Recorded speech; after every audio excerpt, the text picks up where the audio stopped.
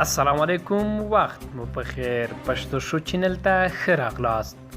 د استرالیا حکومت د اوښبه افغانانو په ویاړ سکه چاپ کړې او راویستې ده. دغه افغانان چې په 19مه میلادي پیړۍ کې شاوخوا استرالیا ته تللي وو، د معلوماتو تر مخه د استرالیا د سکې وهلو او چاپولو شاهي اداره د دې سکې د چاپ او راویستلو په اړه وایي چې دا سکه د هیرو شویو یعنی اوښبه افغانانو اتلانو په ویاړ چاپ کړي او وهلې ده.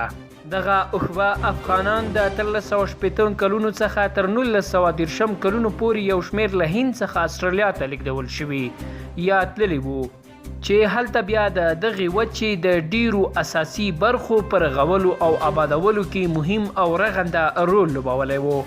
یادو افغانانو به په اوښانو باندې له نورو مسلکي کارکوونکو سره سفرونه کول او د استرالیا بریدونه به یې معلومول او نقشه به یې ورته جوړوله.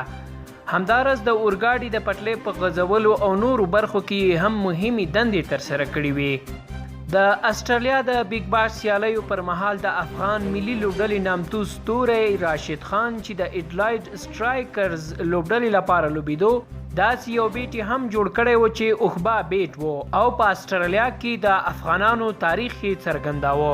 د راشد خان دغه بیټ نه یوازې چې د اوښبه بیټ په نوم یاد شو، بلکې په استرالیا کې د اوښبه افغانانو تاریخ یې هم راژوندی کړ او همداراز د نوموړي دغه بیټ ډیر وستایل شو او د کرکټ په نړۍ کې د بیټونو یوه نوې نمونه بیټ ونومول شو.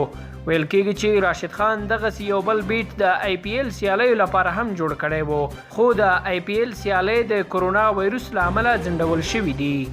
مننه چې تر دې مهاله له پښتو شو چینل سره یاستئ.